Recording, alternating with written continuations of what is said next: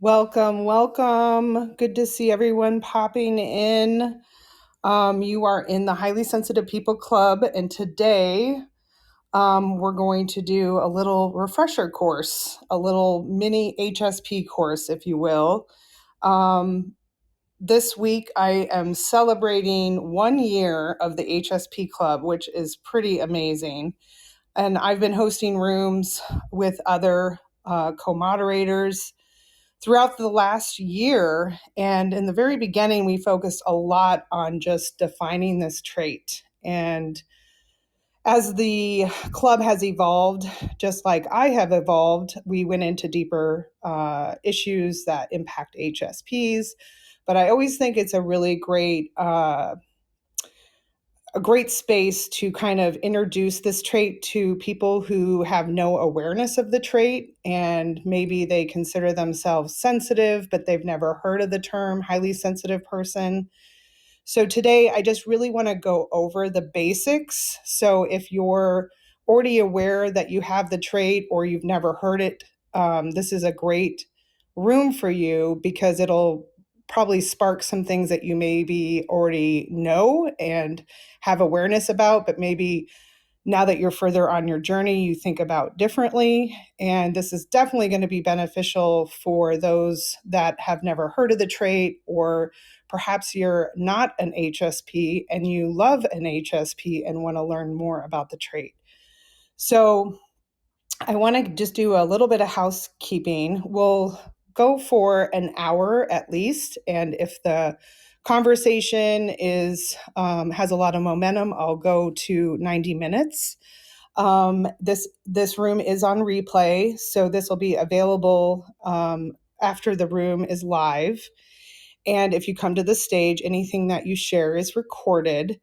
But I wanted to also mention that there is a new feature, which I just learned about. On the very bottom, there's a little talk bubble. And if you click on it, it'll take you to a room chat. And it looks like I need to enable room chat. Okay, so I just enabled that feature. This is the first time I'm using that, so bear with me. But now you can actually swipe to the right, and you can also click on the little bubble on the bottom left and then swipe over to get back into the room. But if you have questions about highly sensitive people and you're not in a space where you can come to the stage and just ask, or you would feel more comfortable just typing something in, that is a great space to do that. And if you want to start chatting there, just know that I might not see it right away. I am sometimes overstimulated to lead a room and do that alone. So be patient with me if I don't see it right away. So anyway, I'll go ahead and introduce myself and just give you a little bit of background, and then I'll just go into some basics, just some, basic facts about highly sensitive people. And then if any of you have questions, you're welcome to come up here on stage. Or like I said, you can try the chat too and type your question that way if you're more comfortable. So my background, I'm a certified holistic wellness coach, and I was certified through a school in New York City back in 2005, 2006. Is when I lived in New York City, and I currently live in Iowa now. This is my hometown, Iowa City. So I came back to be closer to family, but I spent time in New York City. It was a great adventure. It was the later years of in my late 20s that I was there, and I lived in New York for 6.5 years, and that was really the start of my holistic journey. And when I was certified, I moved back to Iowa very shortly after, and I didn't do much with my certification because no one in Iowa knew what a health coach was. And it was a lot of effort to market myself, and it was just a totally different environment. And so I started to focus on my photography career. Then in 2014, 15, I found functional medicine and food sensitivities.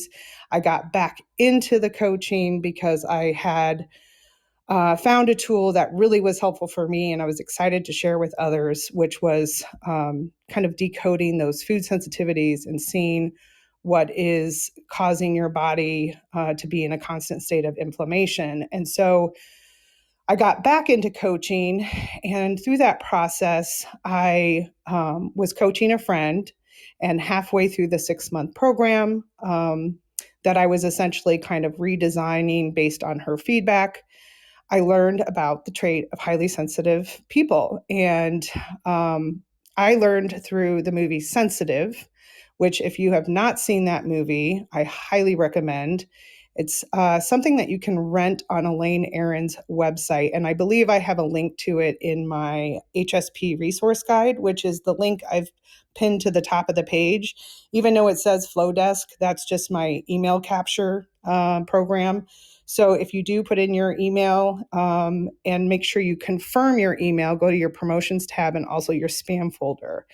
Then the guide will be sent to you. And it has lots of embedded links. It has the self-test. So if you want to see what that number looks like for you, it's pretty much yes and no questions. I refer everyone to Elaine Aron's self-test. There's a lot of modified, maybe sensitivity quizzes out there, but because she is the one that pioneered the research, I don't want to dilute that, and I want people to know this is a real thing. So going to her website for the self-test is what I've included in my HSP resource guide, so you can access that there as well. But long story short, I learned about this trait through the movie Sensitive, and it literally changed my life. And I knew at that moment I needed to integrate what I knew about holistic health and my education around highly sensitive people, because what I was noticing is a lot of highly sensitive people have different health concerns and health issues that look different than 80% of the population. So through this process, I came across Clubhouse, and this was at the very beginning of 2021. And because I was on this mission and I had this vision to essentially create an HSP community where we could lean on each other and connect and talk about the issues that are most concerning to us, and just be around people who get us. And so I created the Highly Sensitive People Club so that the name was in the title, and anyone that knew about this trait would just be able to type it in and find us. And if you have done any reading or have read any of Elaine Aron's books, one of the things that she talks about is the 5 necessities. And one of those 5 necessities is being around other HSPs and having an HSP community. That is part of our survival and how we can thrive as HSPs. So I knew that this was part of the healing process. And this group, this community has just literally changed my life. So I have been doing rooms for the last year plus every week. And through that, I have built the most wonderful relationships with other HSPs who I am now creating things that I had no idea I had inside of me, as far as advocacy, education, and just being an HSP who is on a healing journey. It has just given me so much joy to connect with others and to have this rich experience in friendship that I never really had for the majority of my life. I felt very misunderstood. I felt isolated. I felt alone. I didn't really connect with people on a level that felt satisfying and fulfilling. And it's been a tough road to just navigate my own life and lifestyle based around my trait, even though now I know that I have permission as a highly sensitive person to take care of myself a lot differently, and that I have much more compassion for myself than I used to. you still have to build this resilience to lead your life in a different way than 80% of the population. And that can take its toll. So again, I come back to the importance of HSP community and just being here sometimes, being present to the conversation. You don't necessarily have to be up on stage talking, can also just be really rewarding and helpful for your HSP journey. So I just wanted to say all of that. And I can get into some basics. And if there are any questions, like I said, you can click on the little talk bubble on the bottom left there and type your question. Or if you want to raise your hand, you can click on the hand at the bottom right. And that will let me know that you would like to come to the stage and share. And this is just an open, casual conversation. So if you just want to share your HSP experience or what it means to you to be an HSP, I just think that it's helpful for us to talk about this trait and understand that we all have different perspectives and experiences. And even though we can all give ourselves perhaps the label of HSP, we all have something to contribute that looks a lot different from each other. So I just wanted to say that I value your experience and your perspective as an HSP. So I'm just going to get into a couple things here that I think really helped me feel solid that this trait was real. And this is some of the things that I offer in the HSP resource guide that I have, but these are common bullet points that I feel when you're starting to learn about the trait are commonly repeated. So they're saying that 20% of the population is HSP, but I'm thinking now with more current research, I've heard that it's even up to 30% of the population. So if you think about it, that if it's 20%, that's 1 out of 5 people have this trait. And this trait is something that you're born with. So it's an innate biological trait. It is not something that you created through trauma. It's not something that you had an experience that then made you highly sensitive. It is something that you have, that you're born with. I know that there are some genes that are expressed in highly sensitive people, and I know that it is something that if your parents were highly sensitive, that could be passed on to you. It is equally expressed in both males and females. 30% of HSPs are extroverts. And I think that's really important to hit on because a lot of times people associate the word sensitive with introvert or shy or not very social. So just to keep in mind that there are 30% of HSPs are extroverts. I consider myself an ambivert. I definitely enjoy people, but it takes the right kind of setting and the right kind of conversation for it to be energizing for me. Otherwise, I do enjoy my alone time, my independent time, my quiet time. That's very important to me. And then this is also found in over 100 animal species. So you might be someone that has a dog that, is highly sensitive, or you can just tell in the same way that you can tell when you look at other people. You can see the different ways people respond to the environment or how they handle certain situations. And that kind of clues us into how we experience the world differently because we are wired, our nervous system is wired to deeply process our environment. And so those are just like a few bullet points. And I just want to also say, this is not a disorder. It's nothing to diagnose. So when we're using language around this trait, just keep that in mind that this is something that you're born with. And if it didn't serve our biology, we would have evolved out of it. So if it didn't serve the population to have this trait, we would have just eventually evolved out of it. So there is purpose to it, as well as recognizing that this is something that we're born with and we didn't cause it into our life.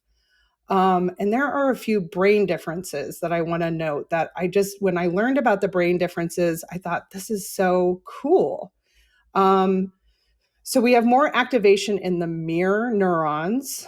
We have more activation in the amygdala, and we have more activation in the insula. So these are just different parts of the brain. And so with the mirror neurons, this means we often fire some of the same neurons as the person we're observing. So this helps us know other people's intentions and how they feel, which leads to more empathy for others.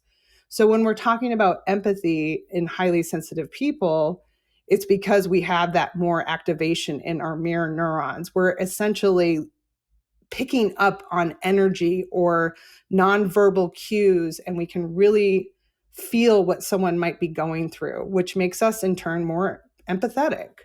The amygdala, this has the central role in anxiety responses to stressful and arousing situations, which means HSPs are often stuck in sympathetic. So that would be the fight, flight, freeze response. And this is huge when you come to this awareness that you could have potentially been stuck in this response for not just years, but decades, because you didn't know you were a highly sensitive person and you didn't know how to best take care of your sensitive nervous system. And so we also live in a society and culture that really puts a priority on those who are go-getters and hustle and go fast and produce. And if we subscribe to that capitalist society that says we only have value or worth when we're in production mode or when we're busy working, there's a lot of,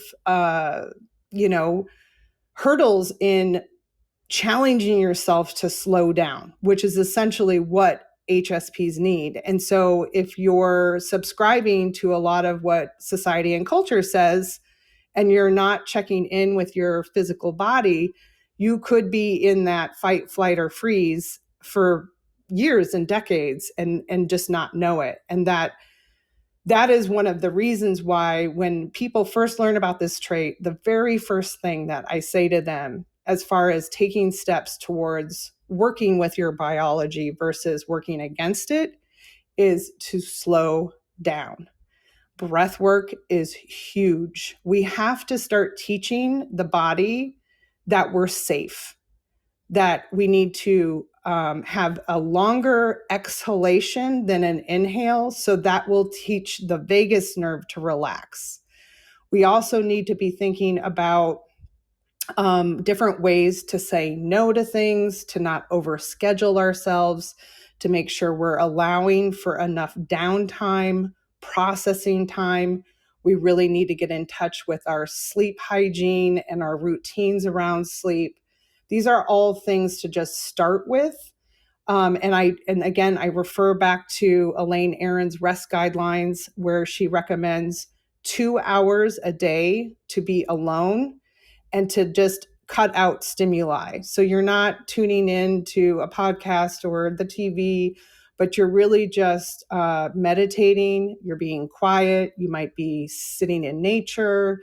The idea is that you're not adding stimuli so that your nervous system has a chance to recalibrate, reset, and then you're able to take on more once that process is happening more frequently. So again, a lot of HSPs suffer from anxiety, depression, because we're just not able to get into the routines of slowing down. And it can take a lot of trial and error. And if you have different health issues like myself, a lot of this stuff is not only required as an HSP, but required on my health and healing path. So sometimes we have the flexibility and sometimes we don't. And I think HSPs are really going to learn really quickly that we just don't have the flexibility, because if we continue to hustle and are operating from that fight, flight, freeze, we will burn out. And so the idea is, let's be preventative instead of going on this up and down roller coaster, having, a lot of energy and then being depleted for a couple days, trying being preventative so that our bandwidth isn't zapped up. And then really quickly, the last one, that with the insula, this means we have a lot of awareness and are more in tune with our inner urges. And therefore we can make changes quickly once we become aware of our needs. I think the one thing that's really cool about HSPs is they know how to accommodate everyone in the room because they're sensing and feeling the environment, and they're aware if the temperature needs to be changed, or maybe they need to put a blanket on, or they need to make sure that someone has a more comfortable chair because they can see that their body language is saying, I'm uncomfortable in this spot, even maybe before that person does, if they're not an HSP. So I think those are like really cool facts to know about HSPs. And when you talk sciencey terms, I think people have a little bit more substance in just the like research and the science that goes behind this trait. So that is the brain differences. Let me see here. Do we have someone that's raising their hands, or is Clubhouse messing up? Okay, I see Zafna is raising the hand. I'll go ahead and bring you up. Trying to.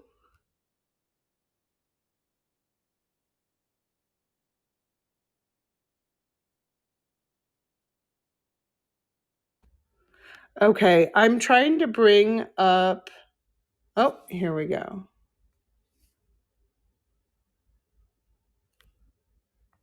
Oh, geez. Is Clubhouse not working today?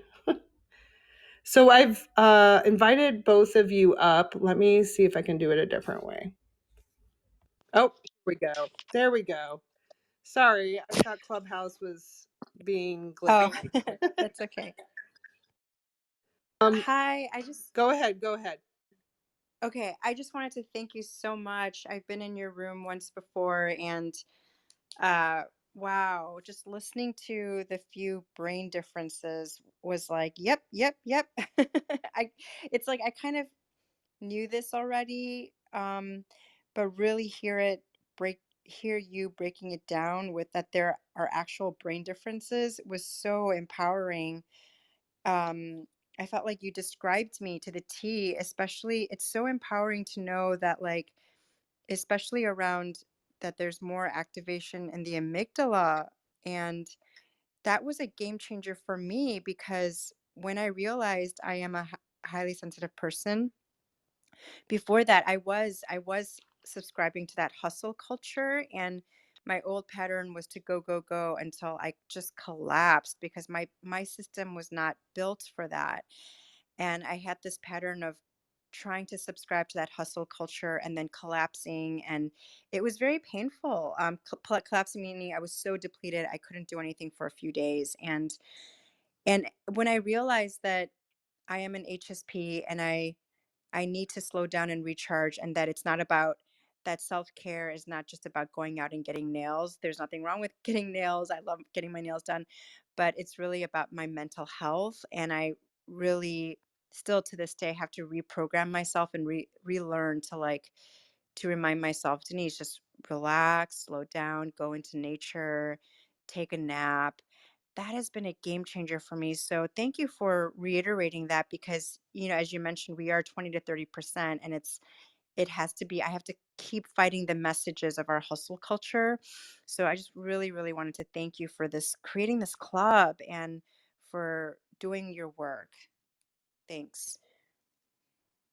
Thank you so much. I just think, having a strong foothold on the different reasons that make us a highly sensitive person, including the brain differences, is so valuable because I knew at a early stage in my life that I was an empath, and I didn't have the language or the words or the really deep understanding of what that meant. I just thought it was a lot of woo. And what was interesting when Clubhouse first started is I was connected to a lot of people who were talking about empaths and having different rooms about empaths. So I was actually able to get a lot more educated about the different types of clairs and what makes an empath. But I didn't realize there was so much overlap. And then I started to think, well, maybe I'm an empath more than an HSP. But what it allowed me to do is really understand the difference between the two, because I always connected to the word empath. But when highly sensitive person was something that came into my awareness, and I understood that there were scientific research and studies. And the reason why it isn't as well known is the research and the studies are only like 25 to 30 years old. And even more research has been done since Elaine Aron's findings. But I always refer back to hers because she is the pioneer of kind of bringing awareness to this trait in a positive light. And also just the fact that she is I mean, she's authored so many different books on psychotherapy, which I think also hits on the different genes and the brain differences. And also she's got the highly sensitive parent, the highly sensitive child, highly sensitive and in love. So she's just really studied this trait. She's created this trait to be something tangible that people can identify with. And then she backs it up with science. And so when I was really understanding about what an HSP responds to, I think really people get tripped up with the name highly sensitive person because they immediately have some sort of preconditioned bias towards the word sensitive. And so I always often see myself explaining, especially to doctors who I say, oh, I'm a highly sensitive person. But then I started using the scientific term, which is sensory processing sensitivity, and letting them know there is science behind this. This isn't about feelings and emotions. This is about our nervous system and how we deeply respond to everything in our environment.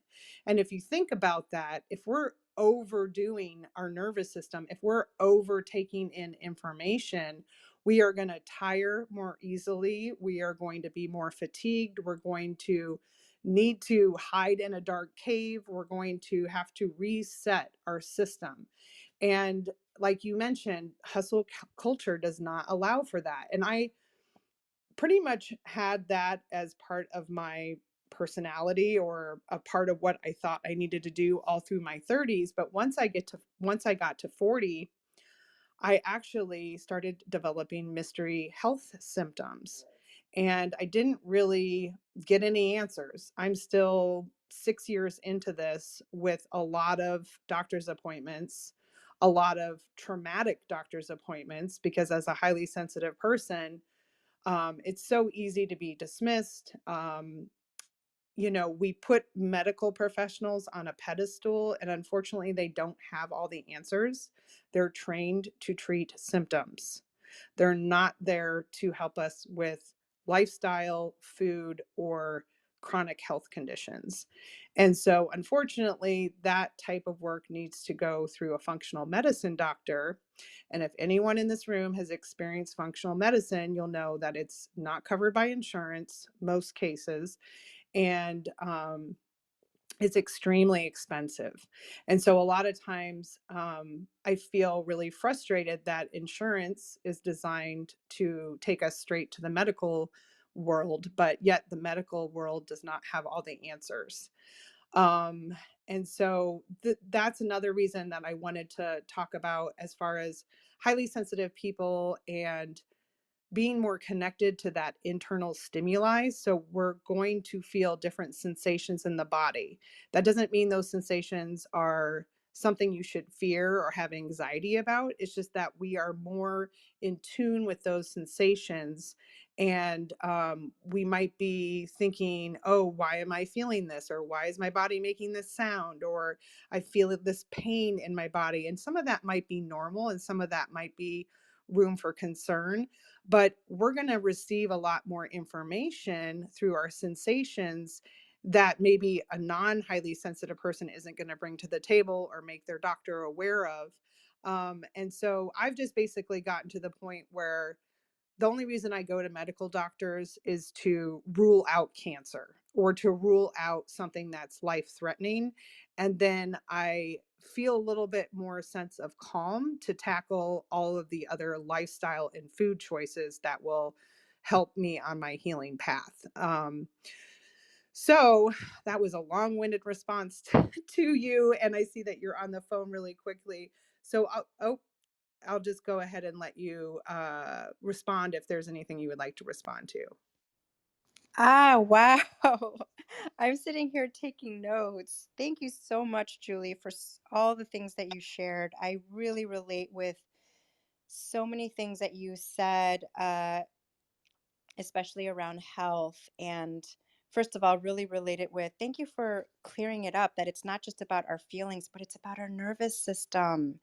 As a HSP, my nervous system is high wired, and it gets like activated, and it just is taking in a lot of information around my environment. Yes. And then the other piece, so therefore I need to rest and recharge to reset.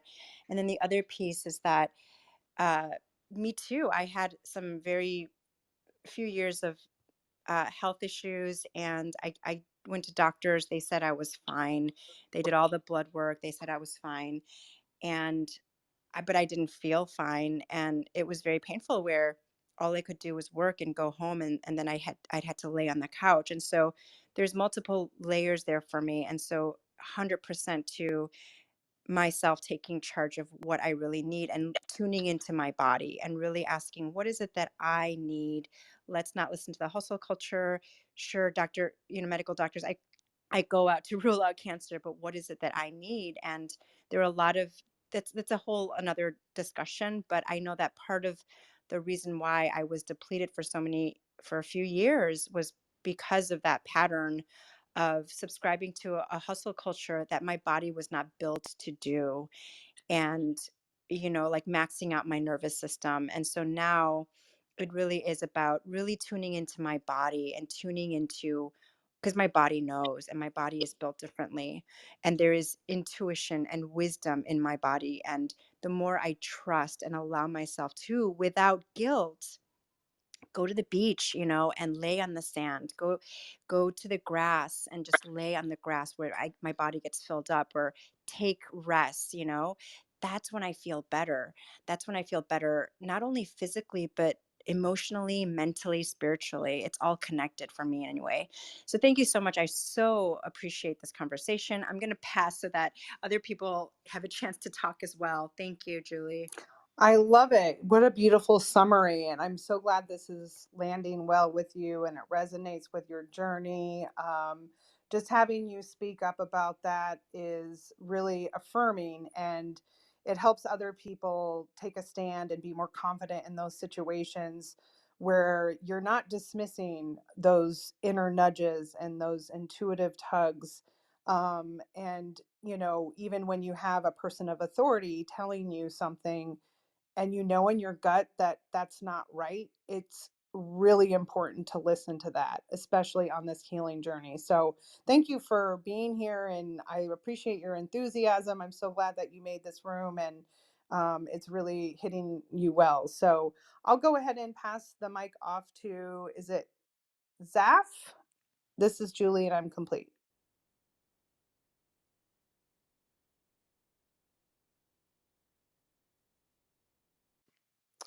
Zaf, if you just click your mic there to unmute yourself, you're welcome to share or ask a question.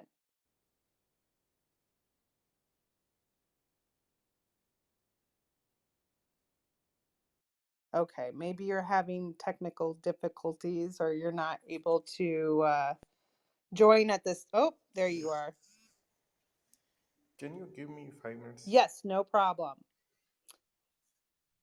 And I will move over to, I know I'm going to mess it up. I have dyslexia and vowels are really tricky for me. Will you tell me how to pronounce your name again? Hello, Julie. Hi, everyone. My name is Jael Ortega. Thank you. Hi. No, no worries. You're safe. You're safe. The same happens to me, unfortunately. So I know how you feel. So yes. Okay, cool. So I just wanted to thank you so much for, taking the time to spread the light and help us and help all highly sensitive and empaths and absolutely anyone that just bumps onto your sessions, and you give so much information so that we could learn to love and accept ourselves.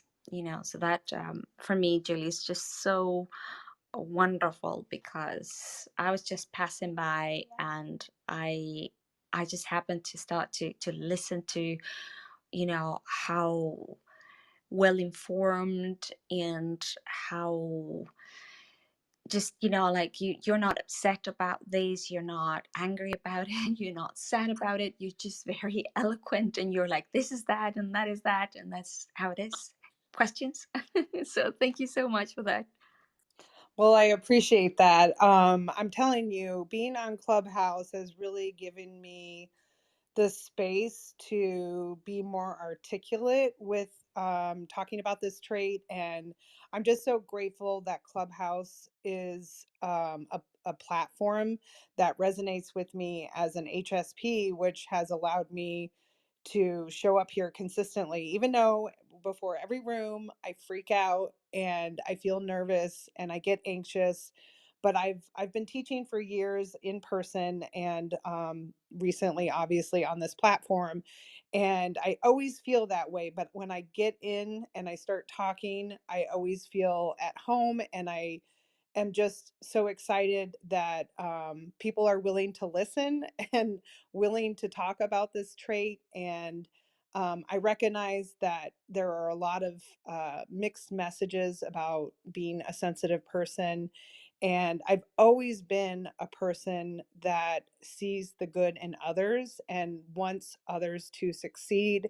And I think that comes from a place of pain, of being a highly sensitive child, not having parents that were supportive of my emotions. Even in current times, my parents still don't know how to relate to my capacity to feel deeply and to have emotion. I think it's something that perhaps other generations have had to suppress, and maybe being a 80s baby or 80s kid, I was able to kind of break that chain, that idea of what a highly sensitive person is, and not even having awareness until age 43 that this is something that I had. And what changed my life knowing this is that I could then back up what I knew about highly sensitive people with actual science and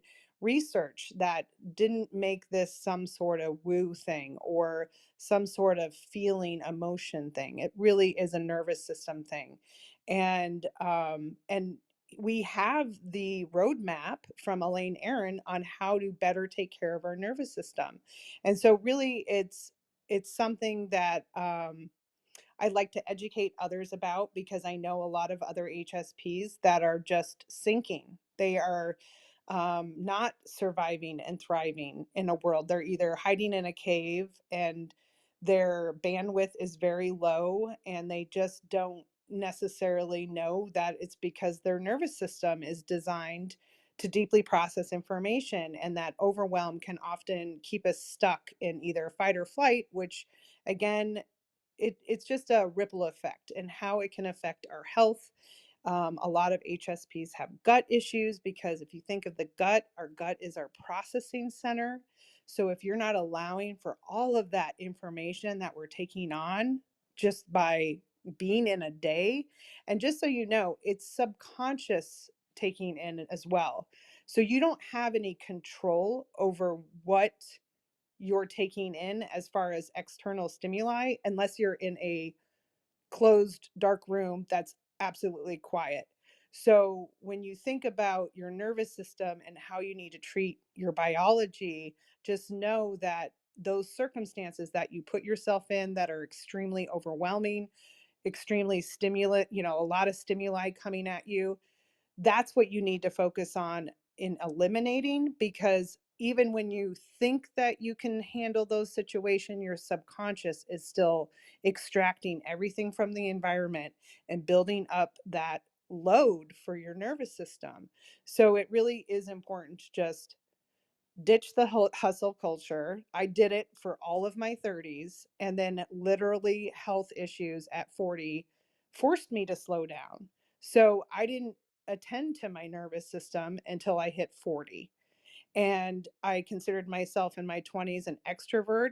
And now I pretty much feel more connected to being home alone in my own energy as the biggest way for me to feel truly myself, because I can connect with my inner world. I can process everything. I release so much. If I have to have a good cry, I can cry. I can feel my feelings. I can journal, meditate, whatever my energy is directing me to. And I love the word, the acronym for pain, pay attention inward now. So if you're experiencing pain, what is it that inside of you, what messages are you getting that maybe you're suppressing if you're in that hustle culture, or you're not aware of, or you're not paying attention to? What messages are coming from within? Because that is a beautiful superpower that all of us HSPs have, is that we are getting messages from our internal guidance system that is going to be more informative than anything outside of ourselves. And so when you allow for that quiet time, you're getting in touch with that part of yourself. And it's just like when you're in the shower and you have all these great ideas, and the water is kind of essentially soothing you, it is allowing things to be processed. It's the same thing with slowing down. And what I have embraced is that when I feel anxious and I feel like I'm trying to do action and I'm trying to force something and things aren't working out, the best resolve I have is to just simply stop what I'm doing and rest. And usually, what happens in those moments is all that forcing, all that pushing that I was trying to get from point A to point B is actually solved when I actually slow down, and then I get almost inspired action that brings me a joyful feeling. And then I go and act on that instead of being in this place of force. It's about being in an energetic flow, tapping into your inner guidance system, listening to your intuition, and then following that feel good feeling. Because ultimately, if you're creating from a place of force, that energy is carried in whatever you produce, whatever is manifested from that. And I truly believe that our energy, when it's created from a great, good feeling place, is going to have a ripple effect that connects us with other people that are aligned with that feel good energy, that essentially help us and support us along our journey. And that is the kind of efforting that is, I think, unique or more prevalent in a highly sensitive person, but you've got to slow down to tap into it. So I just wanted to share that. I'll go ahead and mute myself if anyone is itching to respond. And if Zaf, if you're in a more available space, let us know and I'll pass the mic to you.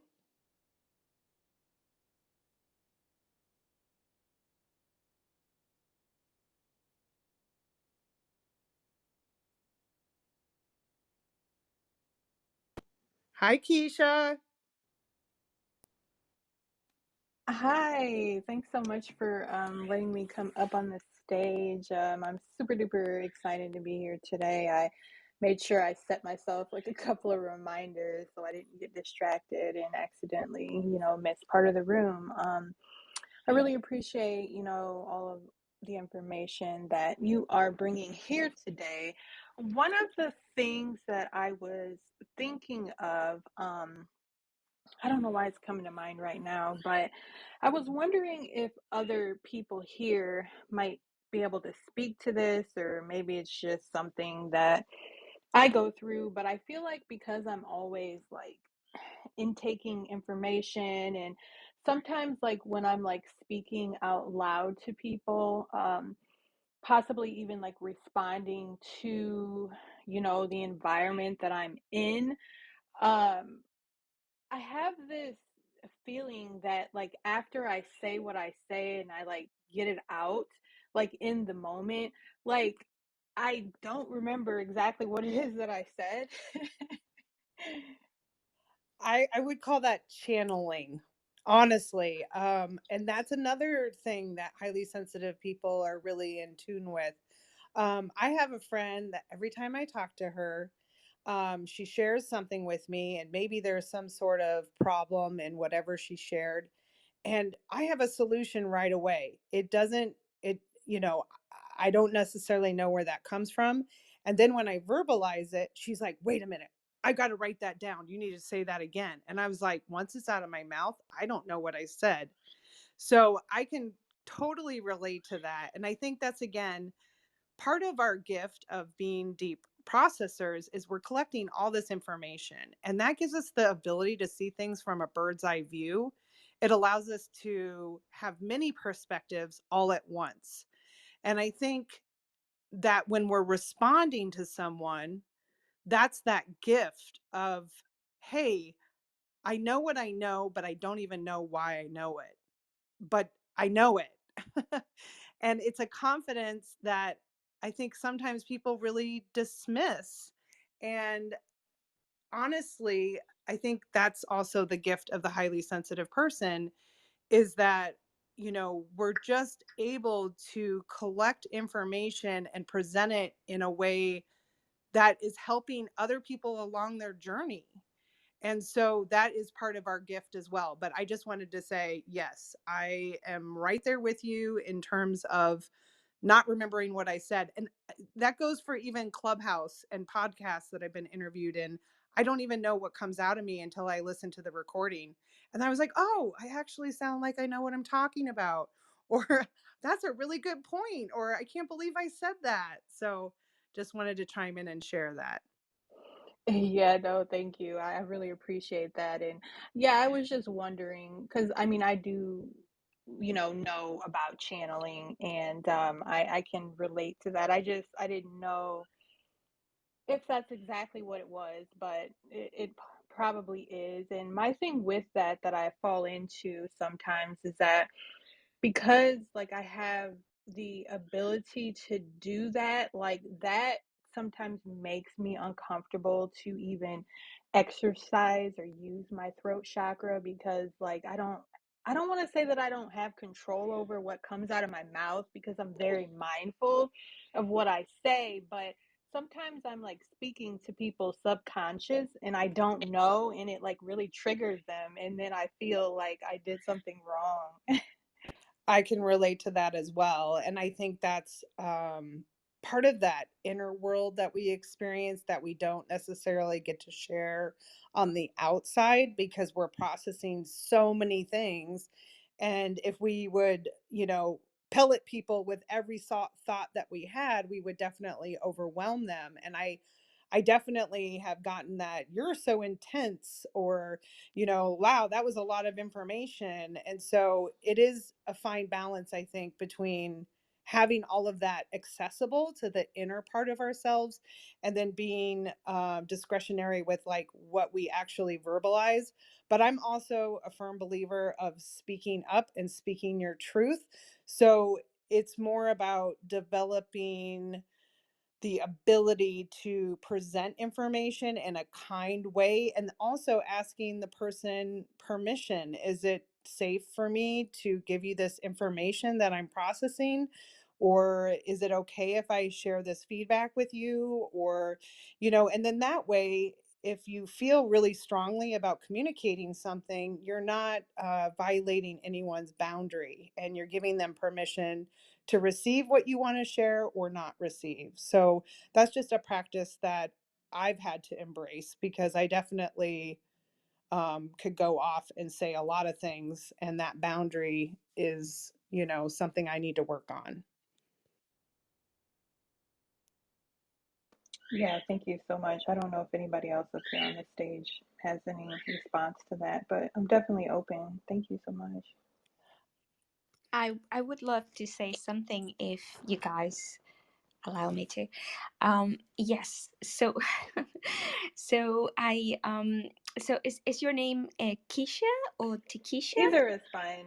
Taikisha is my full name, but generally I just go by Keisha.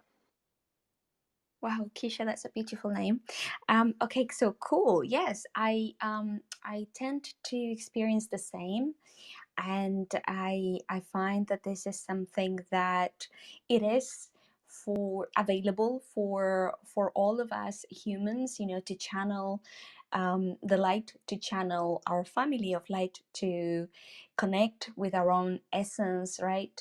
And to channel all this information. Sometimes when I am in sessions or when I am in a meditation or something, I can definitely tell that there's a lot of energy that comes through, and words that sometimes I sense, I feel, I hear or see, or experiences in sessions that I know are not just my own, right?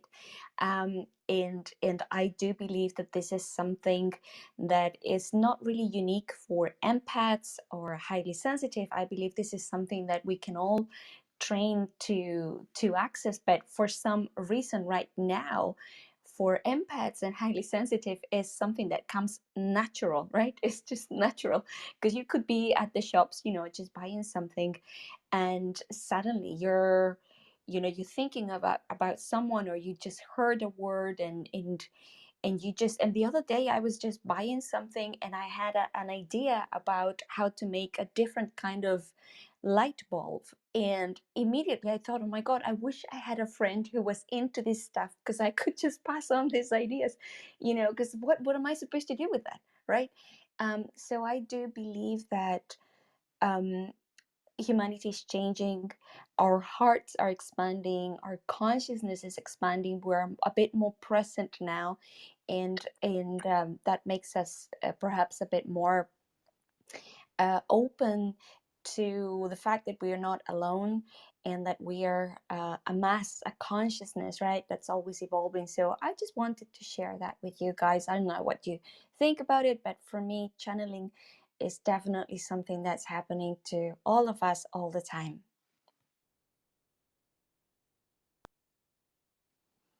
This is Julie. Keisha, did you want to respond, or did you want me to move on? And if anyone has anything to share about what Keisha shared, you can definitely just pop in. Otherwise, I will pass the mic off to Brian.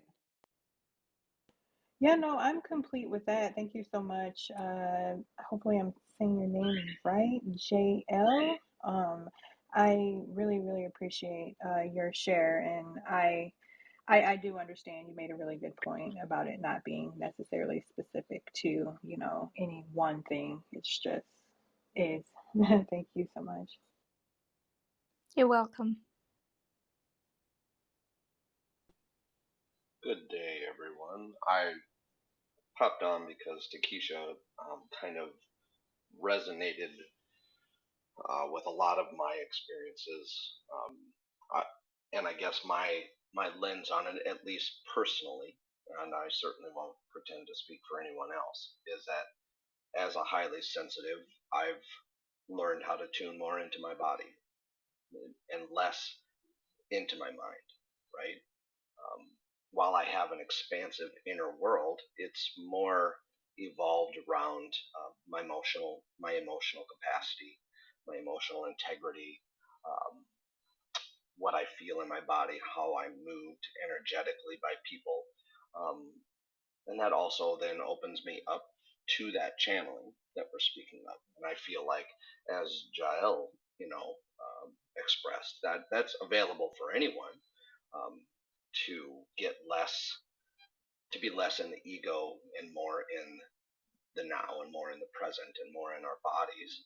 That's available for anyone, but as highly sensitives, as empathics, we just have a great, it's almost like we have an edge. It's like we're born with this natural affinity to wanting to discover that and to get, you know, to have that inner world that is more available to us, and it learning how to navigate that personally, as Julie expressed, being able to ask for permission. Hey, are you open to hearing an insight or a lens that may be different than the one that you're currently expressing, and just being able to express that empathy in a way that is honest, that isn't hey, it isn't my intention to trigger you. Hey, it's not my intention to. But again, as even Julie expressed, speaking those pieces sometimes means that you are bringing a sword. You are cutting open a wound, and maybe honestly and truthfully, that's what's necessary. It's not that we intend that. I think that if that's our intention, we're leading more with our mind than our bodies, anyways, right? But if it happens, um, it creates an opportunity for us to hold a container for them. It creates an opportunity for, yeah, sure, there may be some disagreement there. There may be some anxiety that gets brought into that conversation, um, just by the sheer emotional output that's being expressed. But as highly sensitives, we get to learn how to tune into that and use that to our advantage, to our accompaniment, when we converse with other people, to be able to support other people, to be able to hold just a safe space and say, hey, all of you's welcome here. I understand what you're feeling. I know those feelings, and I can feel some of those feelings. And if you need space, I'll give you that space. And if you want somebody to just listen, I'll listen. If you want to scream and cry and do what you need to do, I will be here no matter what. And yeah, just allowing ourselves to activate our highly sensitivity simply so that we can step into those spaces, so that we don't resist and we don't drop into our mind and like, oh, I'm too scared to follow up on what this piece is that I am channeling, what this piece is that I am expressing. And obviously, I think that it comes down to a piece of what's the word that I'm looking for? Discernment, right? Maybe that person isn't available for that, and tuning into our bodies to see, is that on honesty? Maybe that is an honesty, and listening to those, listening to that check in our intuition and in our gut and in our body.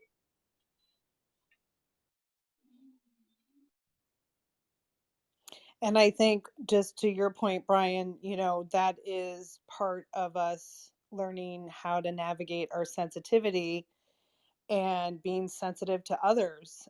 Some things seem very obvious to us, and it seems like, well, this is insanity that this hasn't been discussed.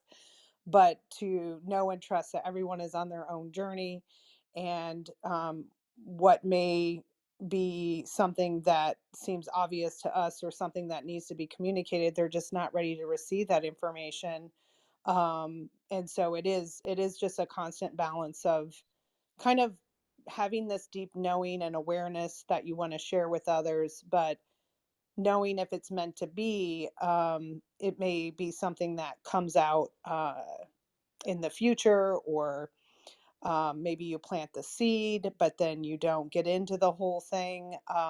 It's just a unique perspective to have. And I think as sensitive people, we're always trying to look out for others and to come across as people who understand being sensitive.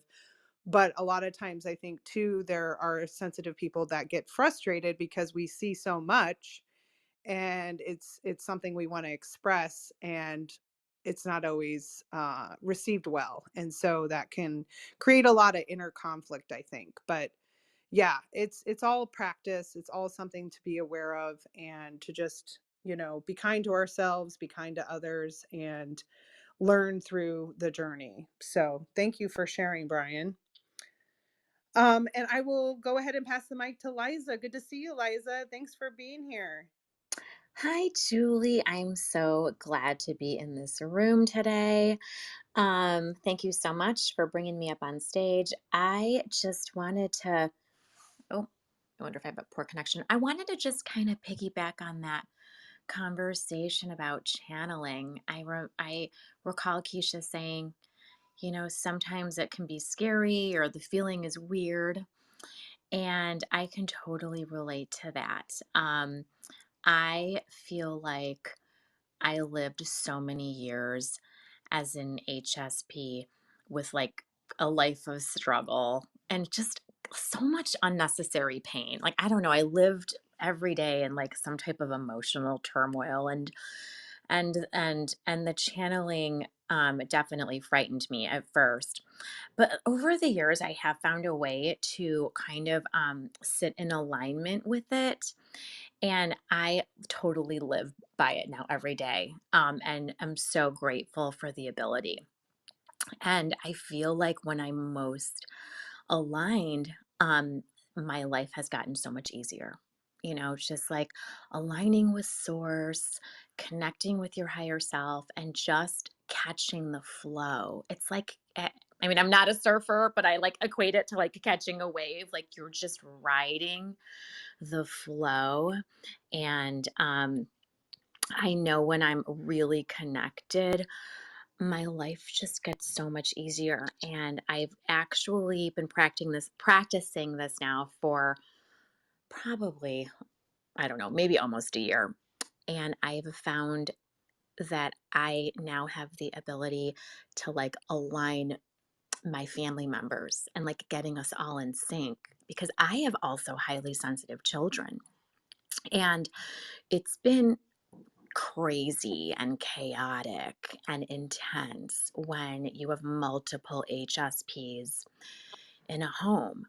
And so there is like, me really stepping into that alignment practice and not mastering it, but just getting better at it and being an influence of alignment in my home.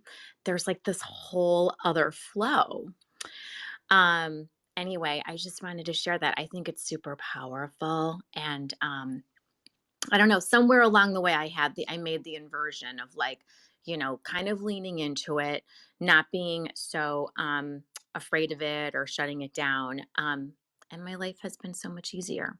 But I have learned that to really stay in alignment, it is that whole world of self-care and boundaries and self-worth and like all the things that you talk about all the time, Julie. But it's so powerful, and I'm like so grateful to have like seen that inversion and live by it. So that's my share.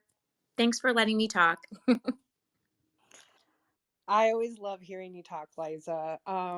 Do you have a specific practice, or do you have like something that you know will always anchor you in alignment that you have taken on, you said, in the last year? I mean, what's your actual process or practice like? Oh yeah, good one. Specifically, the morning routine. Like if I can really, I used to do a lot more journaling back in the day. That was kind of like my entry into alignment. But it's a busy life, right? We all have a busy life. And so I just need to roll out my yoga mat first thing in the morning, and I stretch and I just move my body. I mean, I probably look like the goofiest thing, but I need to like get some movement in, do some yoga poses. Um, and it's just all intuitive, and do a little abs. And then I lay into a meditation. And even if I could do that 5 days a week, and I'm talking 6 to 12 minutes total of this little routine, that has been my game changer, because now I can slip into a meditative state so much easier than it used to take me to do. And another thing that I've practiced is just when before in the past, when things became very chaotic in my family, I would really start engineering.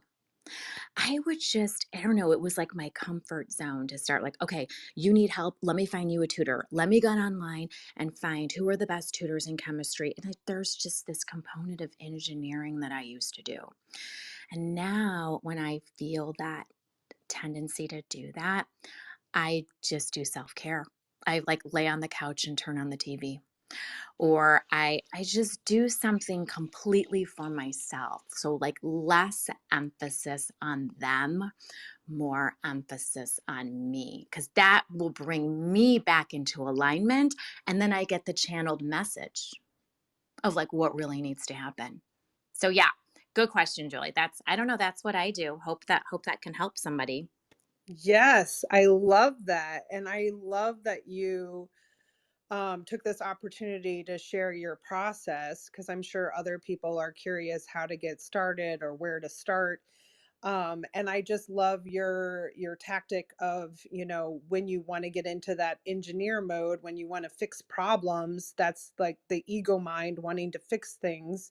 um, Having that resistance and slowing down and doing something for yourself. That's kind of what I said.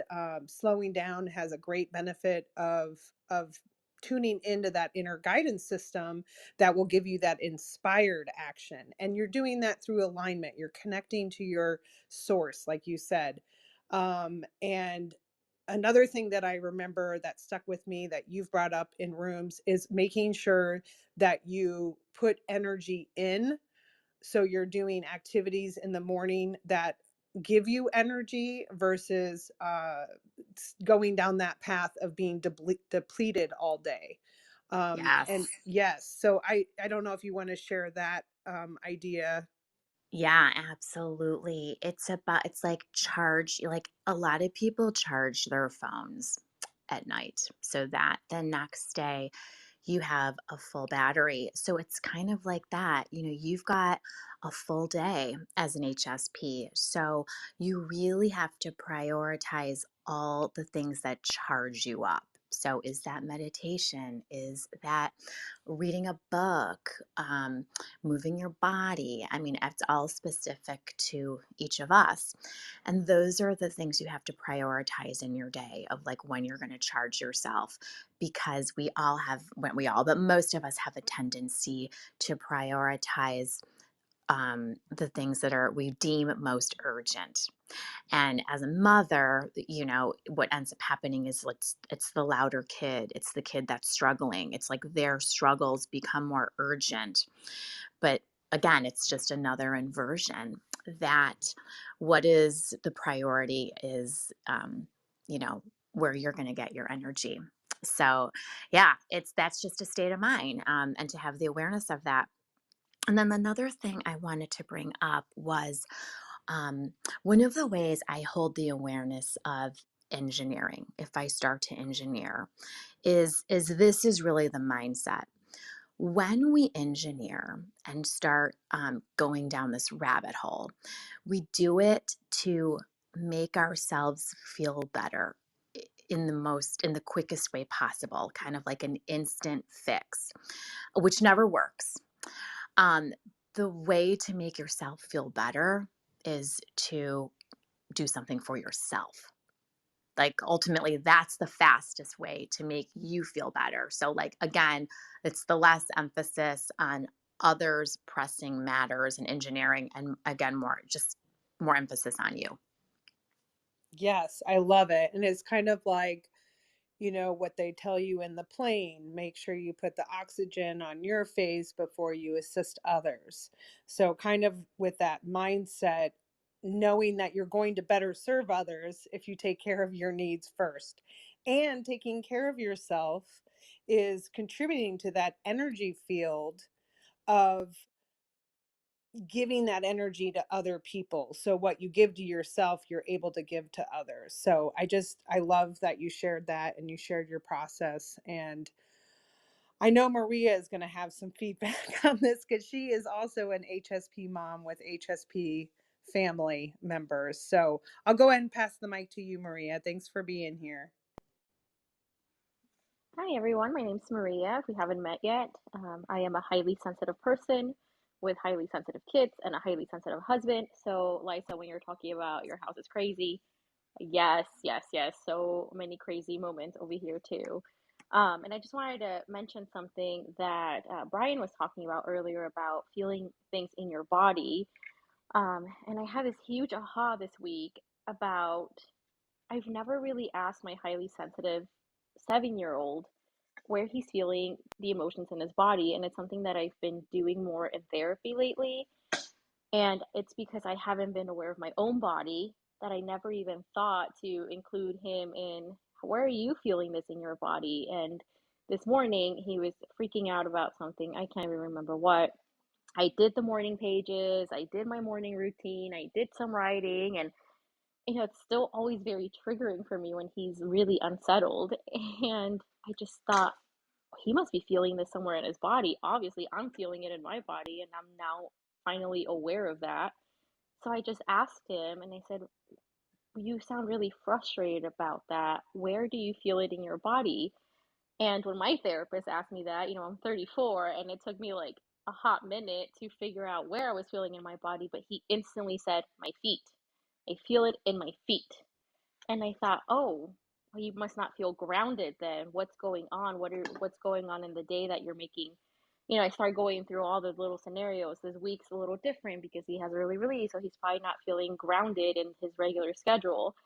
And so I said, so yeah, you must be feeling a little unsettled maybe. Tell me where I'm wrong. Is it because your school hours are different? And this is the thing about being a mom is that it's so humbling because he comes back at me with, no, it's because you haven't told me what we're doing after school. It's not the school part, it's the coming home part that's making me feel like this. It's like, oh, I guess you're right. I haven't shared that with you. And so then we talked about, instead of yelling at your brother, what we could do is say, I'm feeling this in my body. Can you help me figure out? And getting curious about it. And so when Brian's talking about, like we have to really tune into ourselves, it really made me think about that specific moment this morning because I'm learning at this point in my life how to do that with myself. But kids are so already in tune with who they are, and little by little we kind of like take that out of them. And what a really humbling experience for me this morning to just hear my 7-year-old be so sure of where he was feeling that in his body, and then within like 2 minutes understand why he was feeling that way, and he just needed help communicating. And as a parent, that's what we're here to do.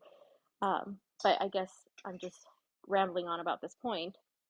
And another thing that I was going to mention too is the concept of self-care and all of that. And I've had this huge revelation as an HSP is that, especially as a mother and as a woman and as someone who constantly was taught that you should put other people before yourself, is that maybe self-care is just self-care for the sake of self-care, not so that I could be better. Like maybe I just need to take care of myself because I love myself. And period. Not so that I can be a better mom. Kid is math? Okay, my kid wants more food. Not so that I could be a better parent or whatever, or like to be more productive or to get more done. Maybe we just need to take care of ourselves because we love ourselves and because we love each other and because we just want to take good care. So those were my two things today. I'm just really excited to be here. Thank you, Julie, again for all the sharing you do. And it was really good to listen to the beginning part of this room because there are a lot of like HSP 101 things that I know, but that I often forget or need reminders of. So this was just really helpful to kind of bring it back to the basics and say, oh yeah, I do need to do that more often. And yeah, that's how I get there. So thank you again, and I am complete. Oh my goodness. I love that aha moment that you had with your older son. And how cool is that? How he was immediately able to respond to your questions with a deep knowing. And I was just laughing at his response because it's like you said, you intuitively were getting a sense, oh, he must not feel grounded, and not having that awareness, having your own blinders at what would make him feel more grounded. And getting that information from him is like so powerful. I mean, to know that this child has the gift of a HSP mom. I mean, I didn't have parents that understood me or knew anything on how to help me as a child experience the world, process anything, cope with my emotions. And so I'm in awe at your process, and just being able to tap into that is what we need to do as adults, but knowing that kids are already tapped in because they haven't gotten it conditioned out of them. So I think that's another really relevant point for HSP children and HSP parents, but even parents that are not HSPs, to bring awareness in their relationship with their children. I mean, that's life changing to have that experience, and to know that your caregiver is allowing you to check in with your body and honors your expression, whatever it is that you need to express, and not judging it or making it like a personal attack, but really like, wow, this is the pathway to allowing my child to have grounded energy. So then I feel grounded, because I'm exactly the same way. If I'm in a room with someone that feels unsettled, it's extremely difficult for me to settle my own energy. So, what a cool experience. I just really appreciate you sharing that, Maria. And I'll go ahead and mute myself. We have about 15 minutes left in the room today. I'll just mute myself and see if anyone else would like to respond or share.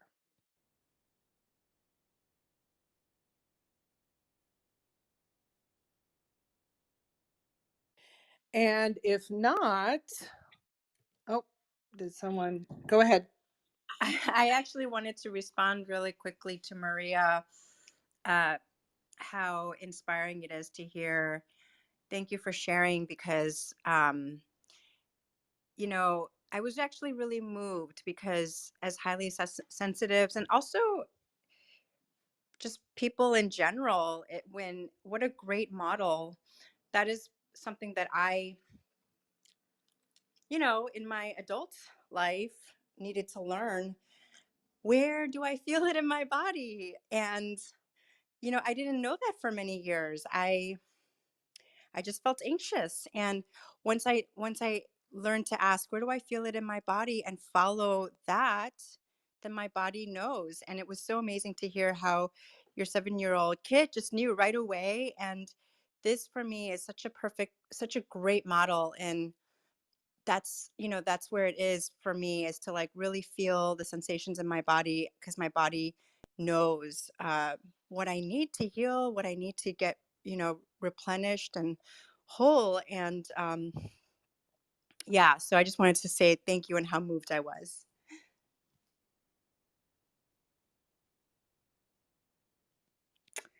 And I totally am in agreement. And it is just really nice to hear what HSP parents who are HSPs and how they're interacting with their kids. And just like what kind of confidence that is building for Diego to have that experience. He is then going to start trusting his body and trusting his inner wisdom, where other kids that didn't have that support. I mean, I'll just rattle off a few things that as adults, um, when we didn't get that kind of support as a child, we have higher stress levels. We may develop anxiety, depression. This is a big one, low self esteem. And that's often the result of not feeling understood or feeling different. This is one I'm personally going through: chronic health conditions, digestive issues, autoimmune disorders, adrenal fatigue. Often sleep issues develop, just feeling depleted all the time, fatigue, and just sensory overload. So if you're having that as an adult HSP, it's not necessarily, something that's happening in the present moment. It's that accumulation of all those years as a child, not having that direct correlation to that inner guidance system, or having adults in our life that could teach us how to tap into that. So what a gift. And I really appreciate you sharing that example, Maria. And hopefully other parents can get some of these tips, because they're really simple to do, but we're, as a society and our culture, we just aren't trained to think that way anymore. We really put so much emphasis on outside sources and other people's opinion and expert opinions, or research says. But I think it's really important to also tap into that source and get in alignment with our energy, and trust that our body is sending us messages all the time. We just need to give it space and time so that we can listen and tune in. So I love that this is being shared in the room today. So thank you.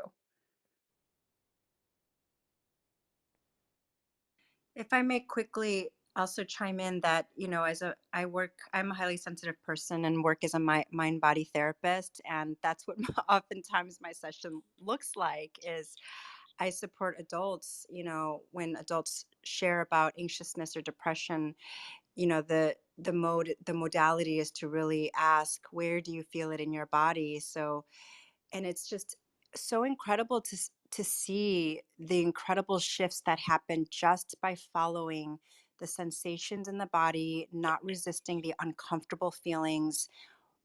Someone had mentioned the surfing metaphor, so I use that too, although I also don't surf.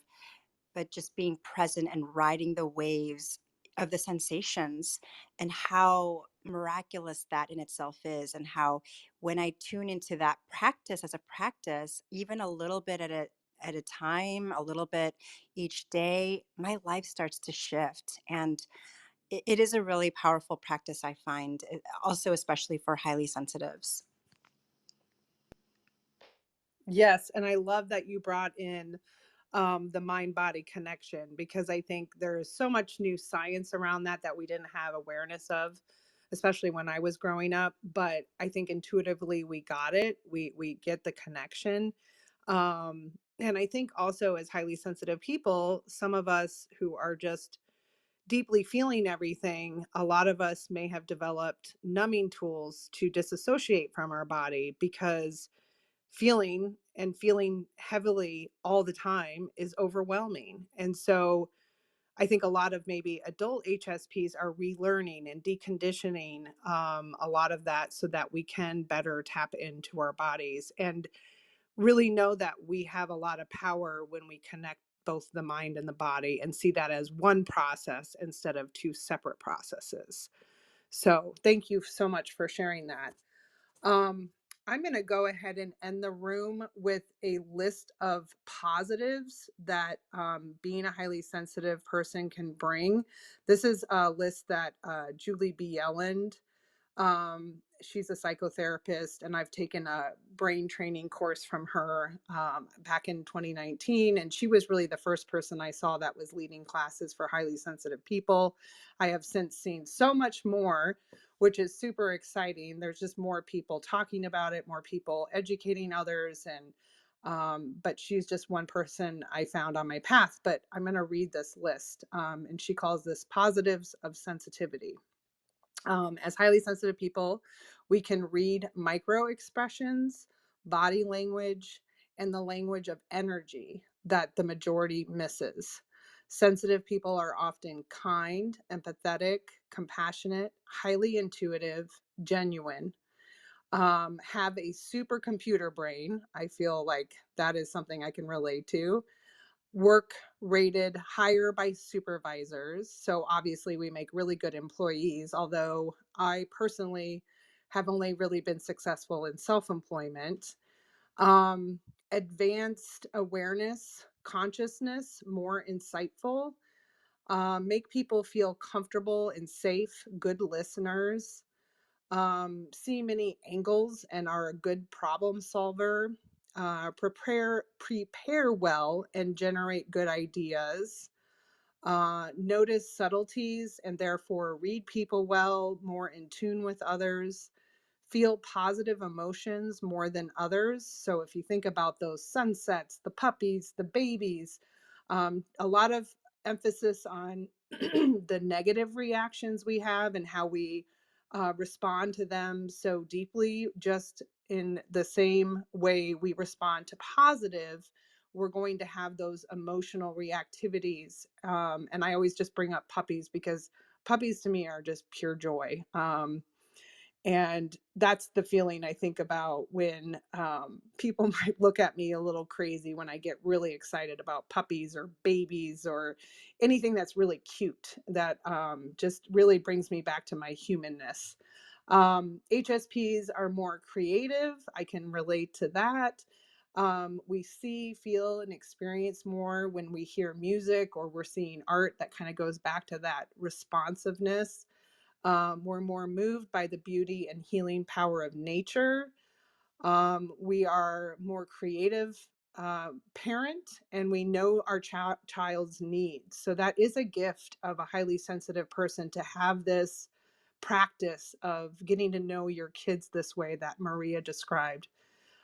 We're attentive partners, knowing the needs of others often before they do.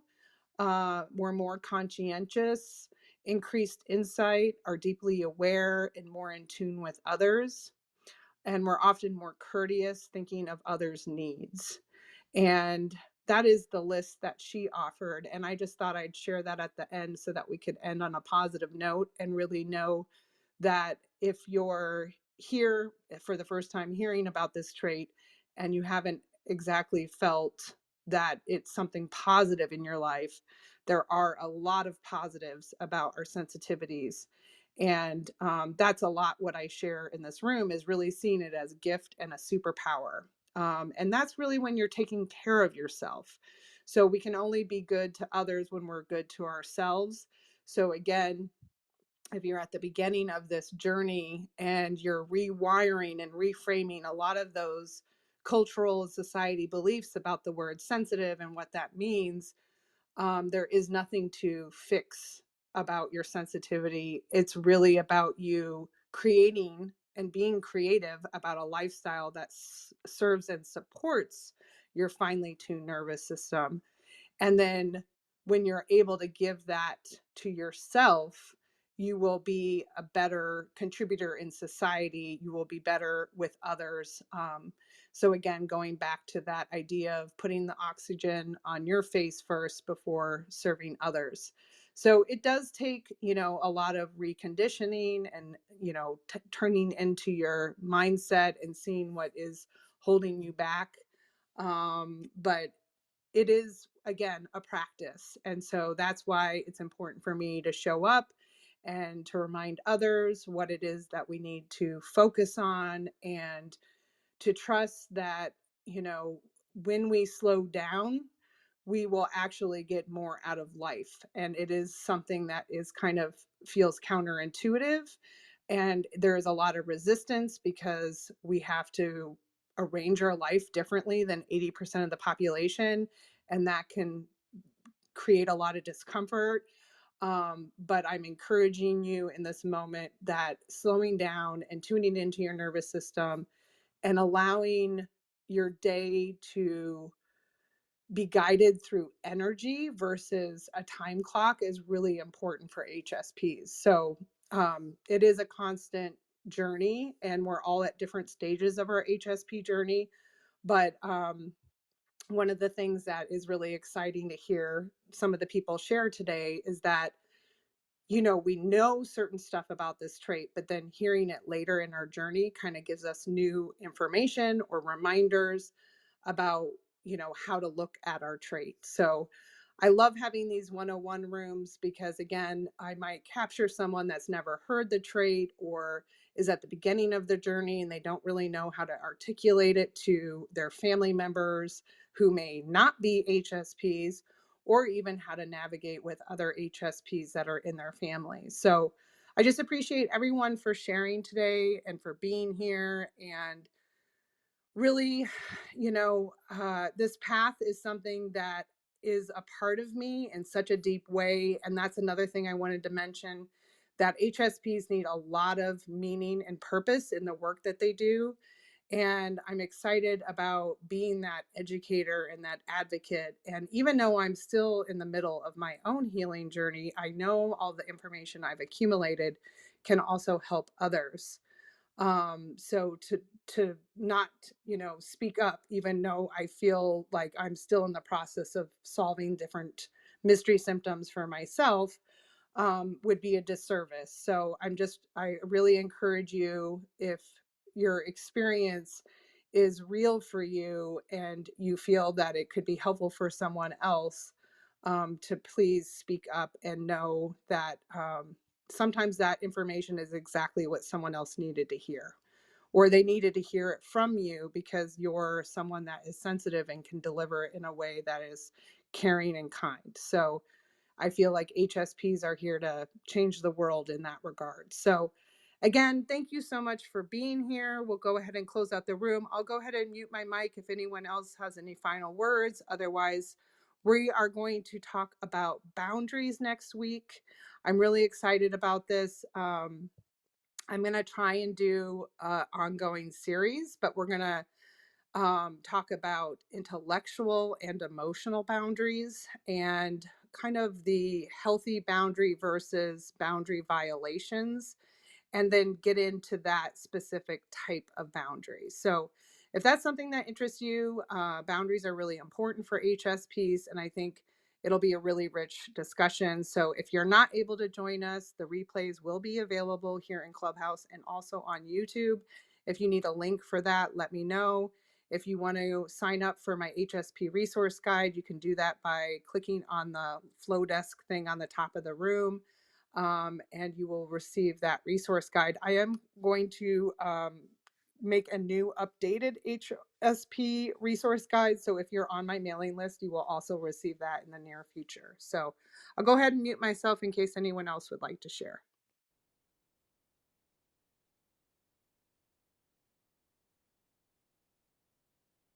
All right. So thanks again, everyone. I will see you next time. Have a beautiful weekend and make sure you're taking care of yourself. Bye-bye.